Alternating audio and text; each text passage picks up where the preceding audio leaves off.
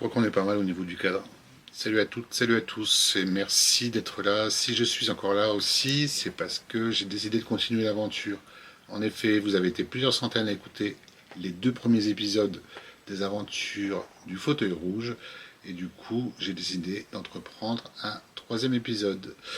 Dans ce troisième épisode, on accueille Anne-Sophie. Anne-Sophie qui est passée du statut de salarié au statut d'auto-entrepreneur. Donc elle nous a fait l'honneur de venir s'installer dans le fauteuil rouge et de nous raconter cette nouvelle aventure qui l'attend. Donc bonne écoute, installez-vous et surtout n'oubliez pas de vous abonner à la chaîne YouTube le 7 mètres carrés ou pour les écoutes sur les différentes plateformes audio, le fauteuil rouge. Merci à vous, la bise. Putain, c'est bien ça. Bonjour à tous, donc Anne-Sophie, je suis aujourd'hui à la tête d'un petit organisme de formation, mais avant tout, je travaille le côté humain, le côté responsable et inclusif pour les personnes en situation de handicap et les faire vivre le plus normalement possible en inclusion et en structure. Bon, pour pas vous cacher les choses, j'ai connu Anne-Sophie dans le cadre de la formation. Et tu as longtemps formé, enfin longtemps, tu as formé quand même quelques années dans un organisme, dans des organismes où il y a des futurs, où il y avait, où il y a toujours d'ailleurs, parce que cet organisme existe toujours, Mm. des futurs travailleurs sociaux. Qu'est-ce que tu retiens de ça? Qu'ils ont tous la volonté d'arriver dans un milieu avec un idéal d'accompagner et au fur et à mesure de leur évolution, de leur formation, ils se rendent compte de la réalité de leur terrain, de la réalité de l'accompagnement. Ils ont toute une réflexion sur leur posture, sur leur éthique, sur comment agir sans du coup bouleverser tout le monde. Et du coup, d'avoir une vraie construction professionnelle, mais aussi personnelle derrière.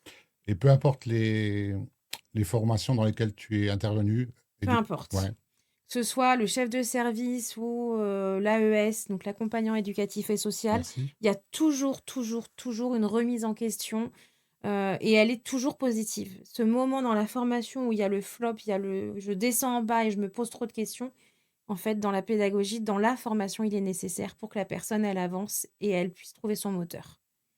Ok, merci. Et donc, le, le chemin un peu de ce podcast-là, c'est d'évoquer les paradoxes et les clichés qu'il peut y avoir dans nos parcours et dans vos parcours de vie. Euh, Moi, je trouve qu'il y a un paradoxe entre, à un moment, tu quittes l'école, mais tu as décidé d'y rester et d'apprendre au futur professionnel. Donc, qu'est-ce qui te fait rester dans le côté qu'est-ce qui te fait rester dans le fait d'apprendre, de vouloir apprendre, merci Nicolas de trouver tes mots, qu'est-ce qui te fait vouloir apprendre aux autres en fait? Qu'est-ce qui te motive? Le leitmotiv, Ouais, le leitmotiv, c'est d'essayer de comprendre les gens et de les amener à une réflexion. C'est pas, voilà, c'est pas les transformer, c'est pas les aider à évoluer, c'est de les aider à faire une transformation. Ils sont là parce qu'ils ont une raison. Souvent, c'est pas la bonne raison et c'est de les amener à se transformer vers la bonne raison. Et pourquoi pas quitter l'école? Parce qu'on est toujours alors moi, je suis passionnée d'apprentissage. J'ai pas été à l'école quand je voulais jeune et aujourd'hui, c'est une revanche de toujours pouvoir aller à l'école, de toujours pouvoir apprendre et pouvoir donner cette transmission le plus simplement possible et pas avoir à dire je fais des grandes études parce que et je suis notaire, machin. Non, je fais des études, mais je peux simplement transmettre les infos. je rebondis sur ce que tu disais il y a une minute. Les gens sont souvent pas là pour les bonnes raisons. Mm. T'entends quoi par cette, par ce terme? Ils ont des histoires personnelles, souvent, qui Ouais, les amènent sur des parcours un peu dans le médico-social et ils viennent guérir ces histoires personnelles. Et souvent, c'est pas la bonne raison. Et on vient pas guérir, parce qu'autrement, on fait pas son métier. ouais. Et on vient, du coup, se former, se transformer, parce qu'on est dans de la Mm. transformation, on vient se formater à quelque chose de différent. Et là, on deviendra un bon professionnel. Et ceux qui sont vraiment pas là au bon endroit, souvent, on les repère très vite et on les accompagne à trouver une voie qui leur convient le mieux. Ok, ça marche. Et du coup, donc t'as été salarié de enfin, c'est pas des entreprises, c'est C'est de des l'association associations dans différents domaines, mais en gros dans le médico-social et le social quand même, et l'insertion. et l'insertion. Mm. Et qu'est-ce qui t'a fait franchir le cap de devenir indépendante et de créer ta société? Qu'est-ce qui t'a fait dire c'est maintenant, c'est à 35, c'est à 40, Il y a une conjoncture personnelle, ouais, burn-out et autres, en se disant, OK, je travaille énormément. Et est-ce que je travaille pour l'entreprise, mais ça n'a pas de sens, parce qu'ils n'en font rien. Et les JO, qui ont aussi, sur les Jeux paralympiques, qui ont mis beaucoup de choses en avant sur le handicap, parce que moi, c'est la petite pépite que j'aime, c'est le handicap.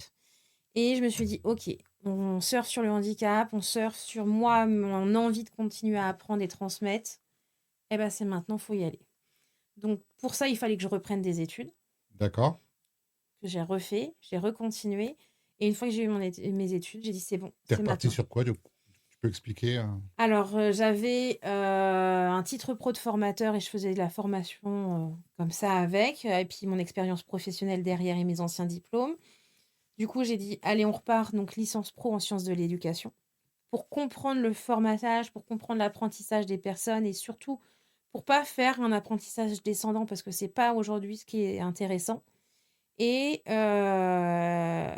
c'est pas suffisant. Donc, j'ai fait un diplôme universitaire d'ingénierie pédagogie de l'adulte pour aller former au plus près et comprendre le fonctionnement de la formation, que ce soit en distanciel, en présentiel, en synchrone, en asynchrone. Donc, c'est vraiment plein de choses tordues pour vous, mais qui permettent aux personnes de les adapter et de les capter. Ok, Et le but, c'est d'aller capter pour du coup que les gens restent en formation en adaptant avec eux. ok. Et du coup, est-ce que tu peux nous dire en quelques mots ce que c'est ASG Learning, du coup, le nom de ta boîte, en fait. Donc ASG Learning, c'est mes initiales, hein, Anne-Sophie Guité. Learning, l'apprentissage. Et l'idée, c'est d'aller par l'apprentissage former les entreprises au handicap, à devenir handi accueillant, à devenir référent handicap et autres. Et pour ça, donc on passe dans les entreprises, on va passer dans les associations, on va travailler en partenariat avec des entreprises adaptées, des ESAT, donc les services d'accompagnement par le travail, des choses comme ça. Et il y a une plateforme qui va être premier trimestre 2026 mise en place pour se former tout en étant mobile. N'importe où je suis, je peux me former au handicap, que ce soit sur la législation, mais sur un handicap visuel, auditif ou autre. Ok, Comprendre comment il fonctionne pour moi m'adapter en situation d'emploi à la personne que je vais accueillir. ok. J'allais te poser une question, mais je pense que tu l'as expliqué ou tu as peut-être des choses à rajouter. Qu'est-ce une formation handi accueillante, du coup? Qu'est-ce qu'elle inclut de plus qu'une formation à un formateur lambda? Eh bien, c'est savoir si les personnes en face, elles sont dyslexiques, dysorthographiques, daltoniens, si on a des déficients intellectuels, est-ce qu'ils sont capables de lire, pas lire, Adapter ton déroulé. adapter le Ok, déroulé, adapter aussi les tensions d'apprentissage, adapter les moments de mémorisation, la concentration, adapter les écrits surtout, parce que hmm, si on a des gens avec des difficultés de lecture, eh ben, on va faire attention à la typographie, on va mettre par exemple du FALC, du facile à lire à comprendre. Voilà, c'est tout plein d'éléments, de petits bonus qu'on va venir former et adapter autour de la formation. Est-ce que enfin, tu connais déjà le handicap et le monde du handicap, mais est-ce que tu considères, ou en tout cas, est-ce que toi, tu penses mettre en place des outils ou des méthodes ou des innovations par rapport à ce genre de formation-là? Est-ce que c'est dans un petit coin de ton disque dur ou... C'est plus que dans le coin du disque dur. Déjà, pour tous les référents handicap sur cette plateforme-là, et même quand je le pratique en présentiel, systématiquement, je leur demande et le site ou autre et accessible avec ce qu'on appelle la norme RG2A. C'est une norme d'accessibilité numérique pour tout ce qui est justement déficient visuel, auditif et autres en fonction. Donc ça va venir décrire l'image, décrire le texte, le lire et autres. Donc tout ça, déjà, c'est paramétré, prévu. Ok. Et on va aller plus loin pour la partie travailleurs handicapés, où on va aller créer des visuels spécifiques en fonction de formation. Par exemple, là, j'en ai une qui est en projet pour former un autiste et deux déficients intellectuels sur de la restauration, les gestes d'hygiène en Ok. restauration. Et ben, c'est de faire avec eux des protocoles écrits, d'organiser et ne pas leur donner un bouquin avec un schéma et basta. C'est on crée ensemble un protocole. Là, ils vont s'impliquer par plusieurs sessions et pour voir du coup répéter le geste pour qu'ils puissent l'ancrer après en Ok. eux pour avoir la connaissance.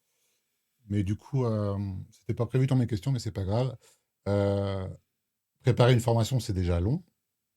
Est-ce que passer par ce biais-là pour que les gens, le plus de population possible, puissent accéder à ces formations, ça demande un temps supplémentaire dans la Oui, préparation? Ouais, systématiquement. ouais, C'est plus de la moitié du temps en plus. ok. Et tu dois aussi demander à ceux qui te sollicitent d'avoir une certaine rigueur pour qu'ils te donnent le listing des personnes qui sont susceptibles d'avoir ce Voilà, type, moi, enfin des handicaps. en amont, j'ai besoin de travailler avec, en toute confidentialité Ouais, déjà, parce que bah, le travailleur handicapé n'est pas censé me dire qu'il est en situation de handicap, n'est pas censé me donner sa pathologie, ouais, ce qui est logique, mais avec le service ressources humaines ou la politique de RSE, on travaille ensemble, main dans la main, pour pouvoir avancer. Et donc, en général, même si j'ai pas la pathologie, j'ai le besoin spécifique. ok, Ça, j'ai besoin du besoin spécifique pour moi m'adapter. ok.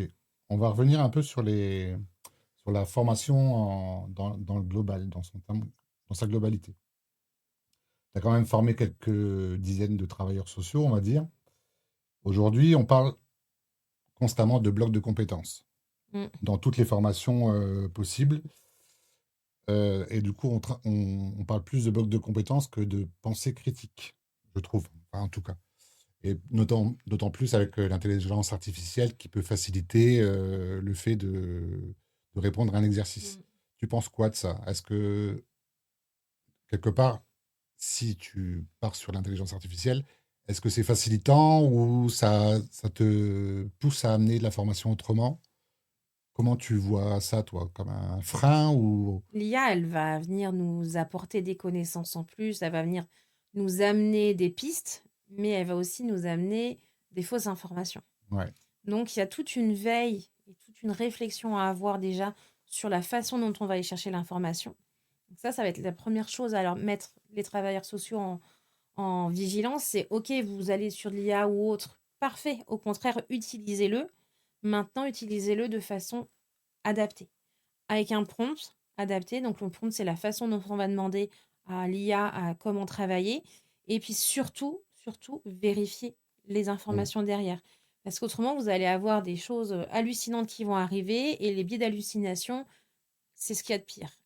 Après, Et continuer à développer l'esprit critique chez les gens voilà, aussi. c'est ça. C'est bien de prendre de l'IA, mais il faut bien de prendre du recul. Et le recul, c'est le terrain, c'est le stage. Mm. Et si on n'applique pas notre réflexion, on va pas venir critiquer ce qu'on a lu. Parce que ce qu'on a lu, ça date d'il y a 5 ans, il y a 10 ans, il y a peut-être 6 mois, mais c'est plus valable aujourd'hui. Parce que la pratique évolue, les personnes qu'on s'occupe évoluent, et on a besoin du coup de travailler cet esprit critique-là. Et si on ne le met pas en place, on est perdu. Ouais, Et on n'avancera pas dans nos fonctions. merci bien. Et quel cliché t'énerve sur la fonction de formateur? Parce qu'on dit le formateur, c'est celui qui parle pendant 8 heures, enfin, c'est des journées de 7 heures généralement. Du coup, qu'est-ce qui peut t'agacer par rapport à ce cliché qu'on peut avoir, que les gens peuvent avoir? Et on voit aussi quand on arrive en formation, pour échanger avec certains formateurs, que la population, enfin les gens qui sont là pour être formés, quand on fait un tour de table, il y en a quelques-uns qui disent, moi j'ai pas demandé à être là, vous allez rien m'apporter. C'est ça. J'aime pas le mot formateur. C'est Ok. pas le plus joli mot du monde. Tu le définirais comment? Enfin, Moi, tu emploierais quel terme du coup? moi j'aimerais le mot facilitateur. Ok. Parce que justement, la connaissance, tout le monde l'a aujourd'hui. On a tous la possibilité de Ouais. connaître les informations. Par contre, nous, on a une posture de faciliter la transmission, de faciliter les biais de connaissances, de faciliter la coopération entre les gens pour du coup transmettre, modifier la compétence, la connaissance et pouvoir évoluer ensemble. Si on fait que du cours descendant et ça, la posture du formateur où moi je sais, vous vous taisez, vous m'écoutez pendant 8 heures, je la supporte pas. Ça, c'est impossible. Par contre, on se met tous autour. On n'a pas de tas, rien du tout. On va venir limite pique-niquer dehors et moi je vais vous amener quelque chose. Toi, tu vas m'apporter Mhm. aussi autre chose et toi, avec ton expérience et un recul d'une structure que je connais pas, tu vas m'amener autre chose. Là, on va être dans l'échange et on va être dans la transmission. Et c'est ça qui est beaucoup plus intéressant dans la posture et c'est pour ça que c'est pas un formateur mais un facilitateur. Ok. Et du coup, bon, c'est un peu en décalage, mais c'est pas grave. Est-ce que tu crois qu'on a perdu un peu de poésie dans ce métier-là? Ouais, parce que si on n'est pas passionné, la personne elle va nous amener que de la connaissance descendante et elle va rien vous apporter de plus. Ouais. Et à l'inverse, si la personne comprend, sait aller vous chercher, parce qu'il faut aussi savoir aller chercher la Mm. personne, comprend pourquoi vous êtes là, ce que vous avez besoin, même si on va tout chercher un diplôme à la fin, pourquoi ce diplôme, comment, et en fonction de votre structure, comment je dois m'adapter, c'est là où c'est beau. Et c'est là où on crée quelque chose. Ok, ça marche. Merci. Merci Anne-Sophie. Si tu devais sauver une seule chose dans la formation d'aujourd'hui, ce serait quoi? C'est une bonne question. Ouais, je sais. Merci. Les stages, la mise en situation, la mise en pratique. Ok. Mais en modifiant certaines choses quand même. Ou parce qu'à la base, quand j'ai voulu créer mon entreprise, je voulais créer en même temps un établissement médico-social où les stages pouvaient être faits dedans. Ce qui n'est pas aujourd'hui possible parce que l'ARS a un nombre de places défini et ça ne se crée pas comme ça des places. L'idée, c'était que les stages, on est vraiment pas que, bah, ok, j'apprends les gestes de tous les jours, je viens là pour observer et au fur et à mesure, je m'implique. Ouais. Les stages, c'était aussi pouvoir, du coup, mettre en pratique dès le début avec des objectifs. Parce que même s'ils ont des objectifs, on sait que dès le départ, ils ne les mettent pas en place. Et au bout d'une semaine, je reviens, bah, par exemple, j'ai fait un moniteur éducateur, j'ai fait une sensibilisation à la photographie pour travailler l'estime de soi. Et j'ai pensé mon atelier, je ne l'ai pas mis en place au bout d'une semaine, mais j'ai pensé mon atelier, j'ai réfléchi comment le faire, je sais quel acteur mobiliser, je sais quel usager aller chercher, pourquoi, comment. Et en fait, c'est tout de suite impliquer la personne dans son rôle.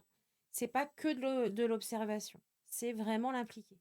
Et parce qu'il apprendra mieux, il mettra tout de suite en connaissance et en pratique ses connaissances, et il avancera sur, sur une philosophie d'apprendre autrement, en fait.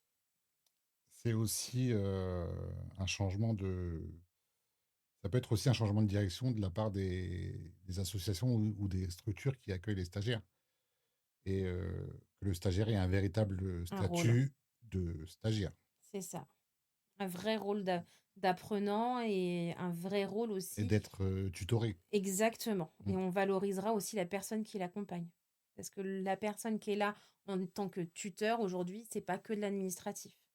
On est là pour un vrai passage de relais. Ok, merci. On va parler un peu plus de la personne, donc de toi, du coup. Qu'est-ce qui te nourrit encore aujourd'hui dans tout ça? Parce que tu as eu beaucoup de déceptions au niveau de la formation. Et du coup, qu'est-ce qui t'a dit, qu'est-ce qui t'a fait dire, allez, go, je vais encore je vais encore bouffer de la formation, mais dans sa globalité, hein, pas forcément être face à un public pendant 7 heures. L'humain, Ok, c'est de savoir qu'on peut transformer, savoir qu'on peut amener à un vivre ensemble. C'est vraiment l'humain qui est le leitmotiv de tout ça. et du coup, tu as lancé ta boîte, et, euh, et donc je suppose que tu en as. Quand je dis tu en as, tu vas comprendre la question par rapport à la question d'après. Quand le doute s'installe, tu fais quoi? Parce que là, tu es aux prémices de ton auto-entreprise. Ouais. C'est déjà le doute. Heureusement qu'il est permis. Ouais. Se permettre, se poser les questions, mais savoir en parler aux bonnes personnes. Est-ce que pour toi, il est plus permis en auto-entreprise quelque part qu'en étant salarié? Largement. Ouais, ok. Largement, parce que c'est là où on va apprendre. C'est là où je me suis fait avoir les premiers mois. C'est là où, du coup, je me suis rendu compte que s'entourer était important, que dans l'entreprise, on n'a pas le temps, il faut tout de suite être rentable. Ok. Que là, bah oui, on a une rentabilité, on a un retour sur investissement à avoir, mais sans ce doute, on n'avance pas et du coup, on se pose pas les bonnes questions. Est-ce que tu t'autorises plus en statut de femme indépendante au niveau de ta profession? Est-ce que tu t'autorises plus, je vais y arriver, à pas tout maîtriser? Ah, Ou, mais alors moi, j'ai complètement délégué ce que je maîtrisais pas. ok, Je m'encombre pas de ce que je connais pas. Par exemple, tout simplement la partie compta, la partie communication, c'est pas mon rôle. J'ai bien autre chose à faire et ça, je le délègue. Et comme ça, il y a pas de doute là-dessus. Il n'y a hmm, pas de stress, il n'y a pas d'angoisse. Voilà. Je me suis entourée des personnes adaptées qui souvent, je les ai rencontrées dans mon parcours ou alors sur des rencontres vraiment improbables et qui sont restées des gens qui m'ont marqué et qui m'accompagnent aujourd'hui. Mais autrement, je sais pas faire ou j'ai des doutes, hop, tu délègues. je délègue. Ok, Ou je pose la question aux bonnes personnes. ça marche. Et tu nous parles de la façon dont tu aimerais amener tes formations dans ta future, enfin, au sein de ton entreprise.